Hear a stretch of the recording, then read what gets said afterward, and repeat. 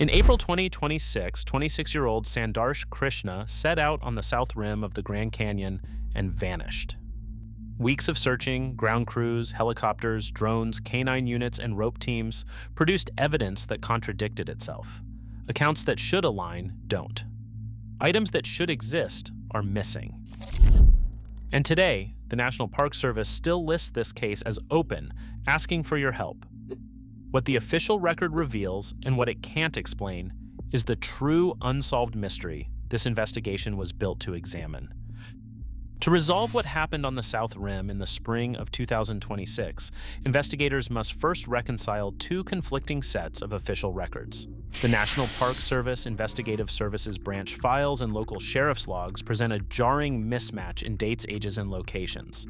One file details a 31-year-old individual reported missing near the Bright Angel Trailhead on April 14th. Another log tracks a 26-year-old reported missing 2 weeks later on April 28th along the Hermit Road Rim Trail. Determining whether these records represent a single misidentified individual or two entirely separate emergencies requires cross-referencing the primary linkage authorities. Federal dispatch logs and Coconino County Sheriff's incident records serve as the baseline for this chronological analysis. By mapping the distinct physical descriptions, geographic coordinates, and forensic outcomes, investigators can isolate the discrepancies. The analysis reveals that the April 14th case contains no follow-up filings or recovery data. In contrast, the April 28th file contains a complete chain of custody, linking a recovered backpack and forensic identification. This verification test confirms the records describe two separate individuals. With the cases decoupled, the investigation can isolate the verified timeline of the 26-year-old Sandarsh Krishna. To establish the official status of the April 28th case, investigators must rely strictly on originating agency records rather than secondary reporting. Coconino County Sheriff's Office files and Coconino County Medical Examiner documents serve as the sole legal authorities for verifying a recovery or identification. While social media updates and duplicate online articles offer initial leads, they lack the forensic weight of official coroner reports. These primary files confirm that on May 9, 2026, searchers located remains below the South Rim near Verkamp's Visitor Center, which the medical examiner later identified as Sandarsh Krishna. This official verification distinguishes the case from other regional emergencies. In July 2026, search teams rescued 83-year-old Gerald Gwynn on the North Rim. Because Ginn was found alive after a 48-hour search, his survival exists entirely separate from the active death investigation of the 26-year-old. Only by isolating these authenticated county records can the true timeline of the April 28th disappearance be reconstructed. The individual at the center of the active investigation is 26-year-old Sandarsh Krishna. Official records from the Coconino County Sheriff's Office and the National Park Service establish that Krishna was a resident of Tempe, Arizona, where he worked as a graduate-level research assistant in environmental science. University colleagues describe him as a diligent and methodical student.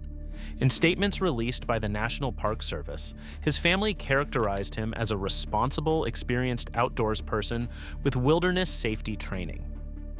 To establish his identity, investigators rely on a family photograph taken in Tempe in 2025 and formally released to the public by park authorities. This biographical data serves as the baseline for his presence in the area, providing verified context before any timeline of his physical movements is reconstructed. While his academic background was in environmental science, official park files contain no backcountry permits or active research authorizations for his presence on the South Rim in late April. The documented itinerary for riparian vegetation research and riverbank photography was tied entirely to the unverified April 14th timeline in the Inner Canyon. For the active April 28th investigation, the only verified record of his preparation is his presence on the Hermit Road Rim Trail, carrying a black backpack and wearing athletic clothing. Sheriff's logs show no registered vehicle, suggesting a shuttle or rideshare arrival. There are no primary records validating solo backcountry plans, wilderness first aid applications, or equipment checks for this specific date, leaving his exact purpose on the rim undefined by official channels. According to Coconino County Sheriff's incident records, the last confirmed sighting of 26-year-old Sandarsh Krishna occurred along the Hermit Road Rim Trail. Witnesses placed him on this paved pathway, which hugs the sheer edge of the South Rim, between Bright Angel Lodge and Mohave Point. The documented time frame spans from 4 o'clock in the afternoon on April 27th to midnight on April 28th, 2026. This was his last known location.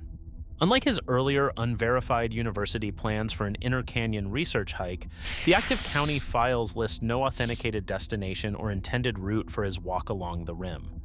Unnamed tourists in the sheriff's report observed him walking alone, dressed in athletic clothing and carrying a black backpack. Beyond these brief, passing observations, the official record goes completely silent. No further sightings were reported to park rangers, and no digital footprints exist to track his steps past this rim corridor. Here, on a paved trail overlooking the abyss, the documented timeline simply ends. While physical sightings on the rim ceased, digital logs provide a highly specific yet fragmented record of Sandarsh Krishna's final documented hours. On the morning of April 28th, his family received a brief, reassuring text message from his phone. Shortly after, a handheld GPS device registered a single, time-stamped data transmission. Investigators emphasize that a single satellite ping only marks a physical coordinate at one specific moment. It does not trace a continuous route or verify his direction of travel. The first documented concern arose at 12:30 p.m. when a university colleague, Maya Alvarez, noted that Krishna had missed a scheduled meeting at the South Rim Visitor Center. This missed check-in prompted the first contact with park officials. At 1 p.m., Ranger Tom Hernandez filed a formal missing person report. This administrative timestamp serves only as the moment law enforcement was officially alerted, not the actual time Krishna became unaccounted for, leaving a sudden, quiet gap in the timeline that investigators would soon struggle to fill. The rim trail along Hermit Road is a paved, seemingly secure pathway, but it borders a sheer vertical drop of up to several hundred feet. At an elevation of approximately 7,000 feet, the terrain below the rim quickly transitions into a maze of unstable Kaibab limestone, crumbly scree, and fractured rock faces. For search teams, this environment presents distinct operational challenges. In late April, daytime temperatures on the south rim hover in the comfortable 70s, but the dry air can quickly cause dehydration, and there are no natural water sources along the upper cliffs. While early reports for a separate incident suggested an intended inner canyon research route, no official records confirm that Sandarsh Krishna planned a descent. His documented footprint remains limited to the rim corridor between Bright Angel Lodge and Mohave Point. To treat any hypothetical hike down the cliffs as a completed movement would be speculative. Instead, the physical reality of the search area below the rim near Verkamp's Visitor Center is defined by steep technical terrain where a single misstep on loose rock leads directly to the abyss. Following the missing person report on April 28th, the National Park Service launched a coordinated search and rescue operation. Over 30 search and rescue personnel deployed to the South Rim, dividing their efforts between distinct operational methods and specific geographic sectors. On the ground, searchers conducted detailed physical scans of the paved rim trail along Hermit Road, focusing specifically on the corridor between Bright Angel Lodge and Mohave Point. Teams also completed walk-down routes on established paths, descending immediately below the rim, while technical rescue teams utilized specialized ropes to access steep drop-offs and vertical rock faces that remained completely inaccessible by foot. To cover the vast vertical terrain, search managers integrated aerial assets, deploying helicopters for broad regional reconnaissance and drones to fly close-range search patterns along the sheer limestone cliffs. Despite these resources, physical barriers created significant gaps in overall coverage. Dense vegetation along the upper slopes, overhanging canyon walls, and fractured rock formations created deep shadows and blind spots that blocked both aerial views and camera sensors. These natural features concealed large pockets of terrain, meaning that even repeatedly swept sectors could not be declared fully cleared. These coverage gaps did not prove a specific cause of death. Instead, they illustrated the immense difficulty of searching a fractured, multi-layered environment. The active field search continued through the first week of May, as search teams methodically worked through these high-probability sectors. The physical evidence in Sandarsh Krishna's case begins with a black backpack. On April 28, 2026, at approximately 7 a.m., an individual turned the pack into Bright Angel Lodge staff. Investigators sought to identify this person to determine where the pack was found, explicitly stating they did not view the finder as a suspect.